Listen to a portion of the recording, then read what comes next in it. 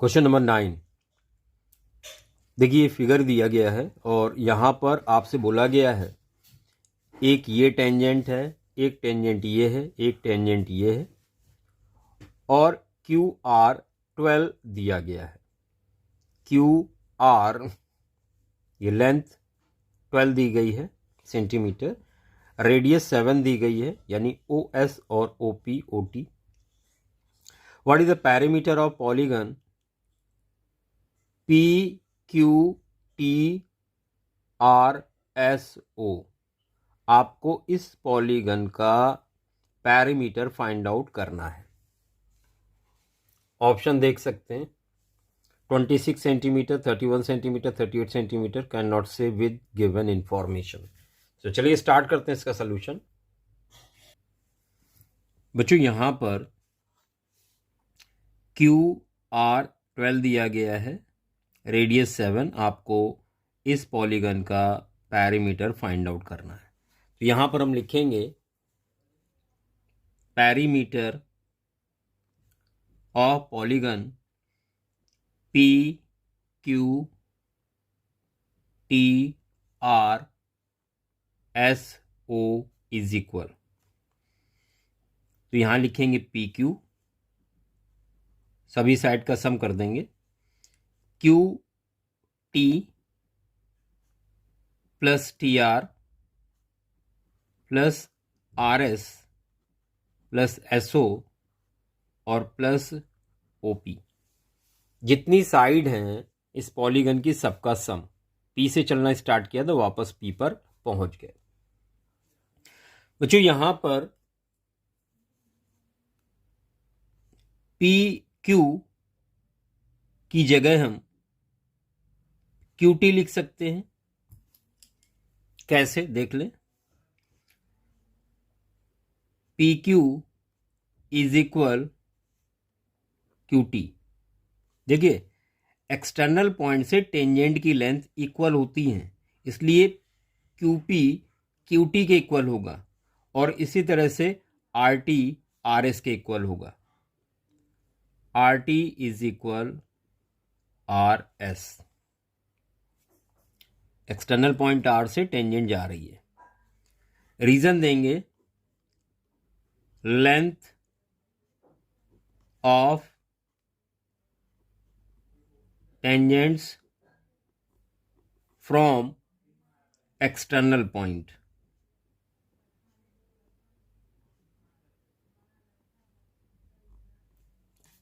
External point से जो tangent की लेंथ होती हैं वो इक्वल होती हैं। बच्चों ध्यान दें तो यहां पी क्यू की जगह हम क्यू टी लिख सकते हैं, प्लस क्यू टू वैसे ही लिख लेंगे, प्लस टी आर वैसे ही लिख देंगे, प्लस आर एस की जगह हम आर टी या टी आर लिख सकते हैं। एस ओ आपको पता है, ओ पी भी आपको पता है। बच्चों ध्यान दें क्यू टी और टी आर, क्यू टी और टी आर को मिलाने पर क्यू आर बन जाएगा और फिर से क्यू टी टी आर है तो फिर से Q R plus S O plus O P. बच्चों यहां पे क्यू आर पता है, क्यू आर 12 है, प्लस 12 प्लस 7 है, रेडियस 7 है। कुल मिला के यहां पर आपको वैल्यू मिल गई 24 और 14 यानी 38। 38 सेंटीमीटर। इसका मतलब ऑप्शन सी करेक्ट आंसर होगा। ऑप्शन सी करेक्ट आंसर होगा। आप देख सकते हैं यहां पर, ये देखिए ऑप्शन सी 38 सेंटीमीटर। तो एक आसान सा क्वेश्चन था और इसी के साथ नेक्स्ट क्वेश्चन की तरफ बढ़ते हैं। Question number 10। Shown below is a table with values of cosec and sake of different angles. 35 पे और 65 पे वैल्यू आपको दी गई है। What are the values of P and Q, आपको पी और क्यू की वैल्यू फाइंड करनी है।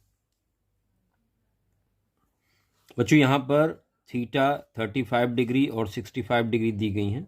कॉसेक 35 डिग्री पी है वैल्यू, कॉसेक 65 डिग्री 1.1 है, सेक 90 माइनस थीटा 35 डिग्री पे 1.7 और 65 डिग्री पे क्यू। बच्चों ध्यान दें, आप इसको फिर से लिख सकते रीअरेंज करके, थीटा 35 डिग्री और 65 डिग्री। देखिए कॉसेक थीटा तो वैसे ही हमने लिख दिया, सेक 90 माइनस थीटा इज इक्वल होता है कॉसेक थीटा, पी 1.7, 1.1 और क्यू। तो ये तो दोनों ही कॉसेक थीटा को रिप्रेजेंट कर रहे हैं। तो यहां से ये क्लियर हो गया कि P इज इक्वल 1.7 होगा और Q is equal 1.1, same value को रिप्रेजेंट कर रहा है। तो P की वैल्यू आ गई 1.7 एंड Q 1.1, यानी ऑप्शन सी करेक्ट आंसर होगा। आप देख सकते हैं पेपर में यहाँ पर 1.7 एंड 1.1, तो ऑप्शन सी यहाँ पे फिर से करेक्ट आंसर हो गया। नेक्स्ट क्वेश्चन की तरफ बढ़ेंगे। In figure below PQRS is a square. ये देख सकते हैं आप, एक स्क्वायर आपको दिया गया है PQRS। What is the value of sine SPT? SPT sine SPT की वैल्यू यहाँ पे फाइंड आउट करनी है और यहाँ पर ये आपको ऑप्शन दिए गए हैं। तो चलिए स्टार्ट करते हैं क्वेश्चन नंबर 11। बच्चों यहाँ पर आपको साइन SPT की वैल्यू फाइंड आउट करनी है। Sign angle SPT is equal question mark, आपको इसकी वैल्यू फाइंड आउट करनी है। साइन SPT, आप ध्यान दें, SPT इस वाले एंगल की, सपोज कर लेते हैं let angle SPT is equal theta. इस एंगल को हमने थीटा सपोज कर लिया। अब बच्चों ध्यान दो, ये एक स्क्वायर बोला गया आपसे और ये एंगल थीटा दिया हुआ है, जबकि पूरा एंगल आपको पता है ये होता है 90 डिग्री। तो आप SPT को लिख सकते हैं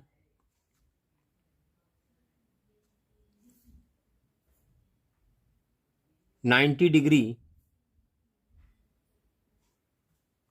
पूरा 90 degree minus angle SPT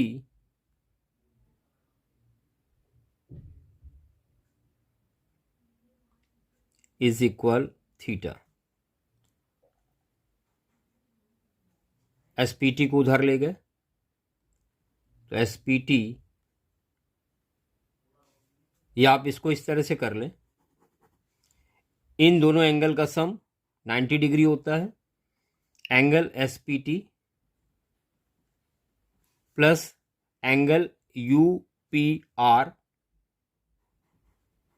is equal 90 degree. SPT जो कि आपने थीटा सपोज किया हुआ, थीटा लिख दिया, plus angle UPR is equal 90 degree. बच्चों यहाँ से UPR आ जाएगा आपका 90 डिग्री माइनस थीटा, ये एंगल आ गया 90 डिग्री माइनस थीटा। ये 90 है, ये 90 माइनस थीटा, तो हम ये एंगल फाइंड आउट कर सकते हैं। तो आप लिखेंगे इन ट्रायंगल PQU, क्या लिखेंगे, तीनों एंगल का सम 180 डिग्री होना चाहिए। तो एक तो 90 माइनस थीटा है, प्लस ये वाला एंगल 90 डिग्री है, प्लस ये एंगल पता नहीं, तो PQU लिख लेते हैं और इज इक्वल होगा 180 डिग्री, तीनों एंगल का सम। 90 180 से 180 कैंसिल हो गया, माइनस थीटा उधर गया, तो एंगल PQU आ गया आपका थीटा, यानी ये एंगल थीटा आ गया। अब यहां पर ये एंगल थीटा है, इसको हम ट्रायंगल को फिर से एक बार बना लेते हैं। एंगल थीटा यहाँ पर है, ये 90 डिग्री है, तो ये यू हो गया, और 90 के सामने हाइपोटेन्यूस होता तो पी क्यू हाइपोटेन्यूस हो गया, तो यहाँ पर हम लिख लेते हैं पी और क्यू।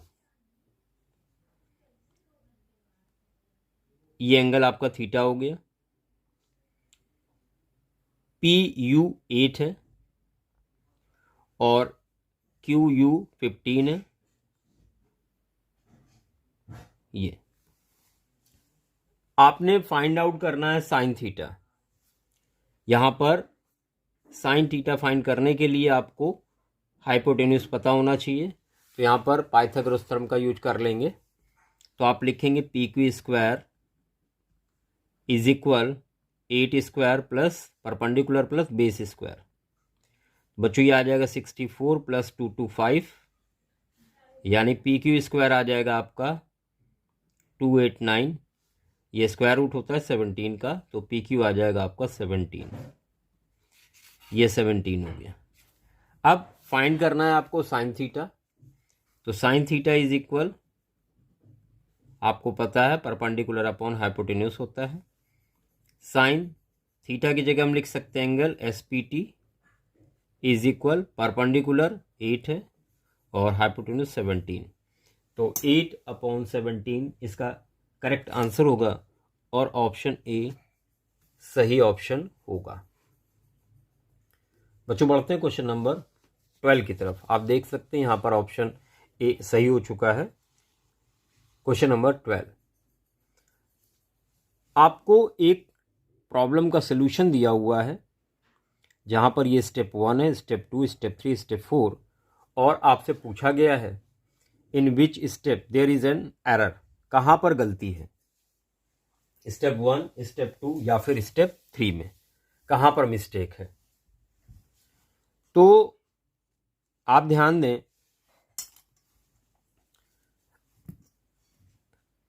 ये क्वेश्चन था cosec theta plus cot theta, 1 की जगह रखा गया है cot square theta minus cosec square theta. तो यहां पर क्वेश्चन नंबर 12 फॉर्मूला होता है 1 plus cot square theta is equal cosec square theta, या इसको उधर ले जाएंगे तो cosec square theta minus cot square theta 1 is equal. देखिए 1 इज इक्वल होगा cosec square theta minus cot square theta. और बच्चों स्टेप 1 में देखिए लिखा है cot square theta minus cosec square theta, यानी उल्टा लिखा हुआ है, तो स्टेप 1 में ही गलती दिख गई। जो 1 की वैल्यू रखी गई है यहाँ पर रॉन्ग है, तो इसका जो करेक्ट आंसर होगा, एरर किस में आ रही है, स्टेप नंबर 1 में। 13, a circle with radius 6 centimeter is shown below. Area of shaded region in the circle is of the area of the circle. देखिए यहाँ पर कुछ मिसिंग है, ये क्वेश्चन कंप्लीट नहीं है। यहाँ पर होना चाहिए एरिया ऑफ शेडेड रीजन, ये जो शेडेड रीजन का एरिया है, is the in the circle is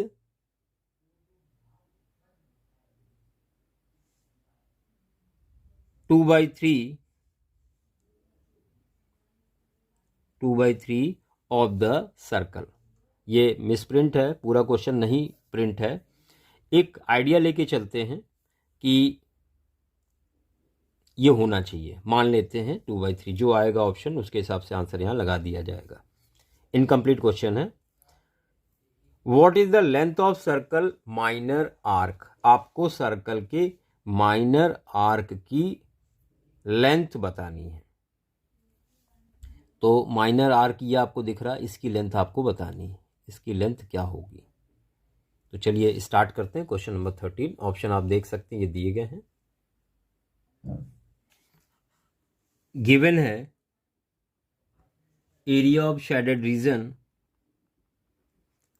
is equal 2/3 area of circle. Area of circle. तो एरिया ऑफ शेडेड रीजन, ये जो शेडेड रीजन आपको दिख रहा है इसका एरिया कैसे निकालेंगे? तो पूरे सर्कल का एरिया ऑफ सर्कल माइनस ये आपको दिख रहा है सेक्टर, एरिया ऑफ सेक्टर,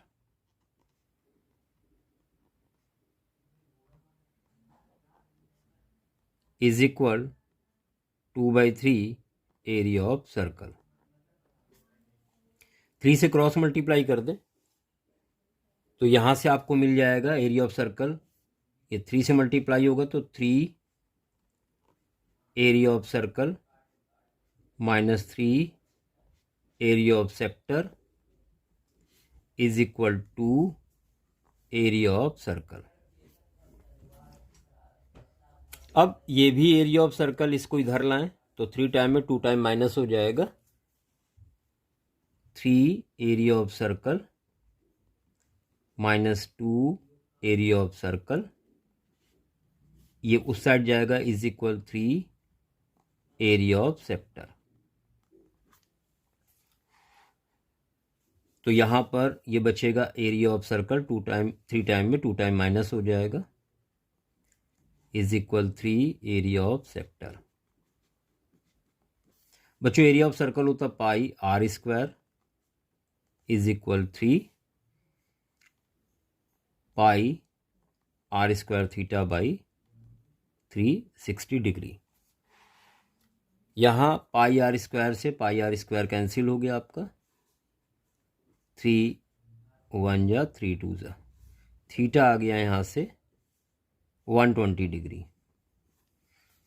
बच्चों आपको length of minor arc find करना है, तो यहाँ पर लिख देते हैं लेंथ ऑफ माइनर आर्क का फॉर्मूला होता है 2 pi R theta by 360 degree. Length of minor arc is equal 2 pi R theta by 360 degree. 2 pi, radius 6 दी गई है, थीटा 120 डिग्री अपॉन 360 डिग्री। 0 से 0 कैंसिल हो जाएगा, 12 3 जा 3 2 जा, तो ये 2 2 जा 4 पाई यहाँ पर आपको आंसर मिल गया, इज इक्वल 4 पाई सेंटीमीटर। तो यहाँ पर किसी भी ऑप्शन से मैच नहीं कर रहा है, यानी जो हमने एरिया 2/3 लिया है एज सपोज कर लिया केवल, उसके हिसाब से आंसर 4 पाई सेंटीमीटर होगा, और नन ऑफ दीज ऑप्शन का फिलहाल तो यहाँ पे नहीं है, लेकिन नन ऑफ दीज ऑप्शन होगा अगर 2/3 लेके चलते हैं। एग्जैक्ट पता होता तो आंसर बिल्कुल सही आता है। और इसी के साथ बढ़ते हैं क्वेश्चन नंबर 14 की तरफ। A regular pentagon is inscribed in a circle with center O, radius 5 cm as shown below. What is the area of shaded part of the circle? ये जो shaded दिख रहा है, ये इन सबका टोटल एरिया आपको फाइंड आउट करना है। पाई के टर्म में आंसर आ रहा है, तो आप ध्यान दें जब आप एरिया फाइंड आउट करेंगे, क्योंकि ये आप देख पा रहे हैं सेक्टर है, और एरिया ऑफ सेक्टर का फॉर्मूला होता है pi R square theta by 360, तो आपको एंगल थीटा निकालना होगा। आप इसको ज्वाइन करा दें, जब आप इसको ज्वाइन कराएंगे तो आप देखेंगे 1 2 3 4 5 एक जैसे सेक्टर बन गए हैं,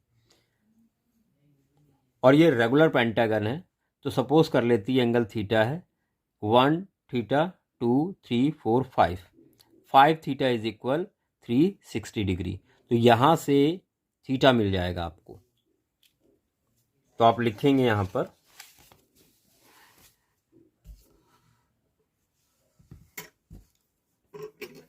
लेट एंगल बी थीटा, इसलिए 5 थीटा इज इक्वल 360 डिग्री। या यहाँ से आपको मिल जाएगा theta is equal 360 degree upon 5। बच्चों यहाँ पर आपको area of shaded region find out करना है। Area of shaded region is equal, तो यहाँ पर फॉर्मूला होता है pi R square theta by 360 degree. यहाँ पर आप डायग्राम में देख सकते हैं। आप थोड़ा सा ध्यान दें, एक तो ये सेक्टर आपको दिख रहा है और अगर इस हिस्से को यहाँ जोड़ दिया जाए तो एक सेक्टर ये बन जाएगा, यानी दो एक जैसे सेक्टर आपको दिखाई दे रहे हैं। इन्होंने कंफ्यूज करने के लिए अलग अलग कर दिया इनको, तो इसको हमने उठा के यहाँ मान लिया, सपोज कर लिया, तो यहाँ पर दो सेक्टर है। तो आप यहाँ पर लिखेंगे area of shaded region is equal 2 into area of sector pi R square theta by 360। यहाँ पर वैल्यू रख देंगे 2 इंटू पाई। बच्चों रेडियस आपको दी गई है 5 सेंटीमीटर, 5 इंटू 5, थीटा आपने फाइंड किया है 360 अपॉन 5 और अपॉन में 360 है। 5 से 5 कैंसिल हो जाएगा, 360 कैंसिल हो जाएगा।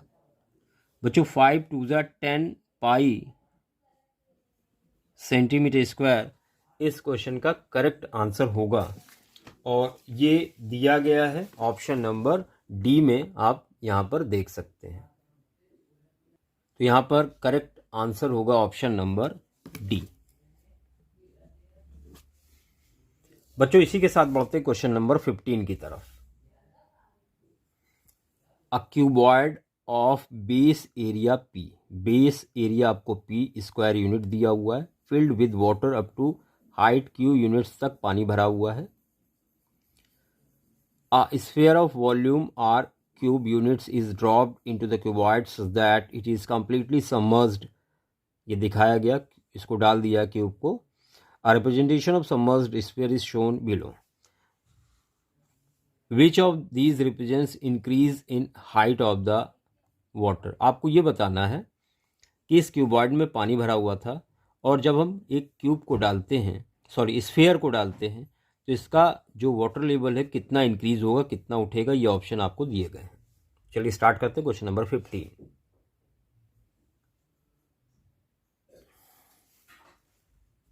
बेस एरिया दिया है, base area is equal P square units.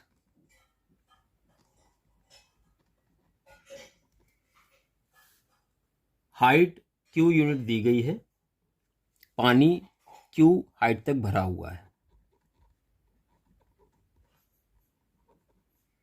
Q units.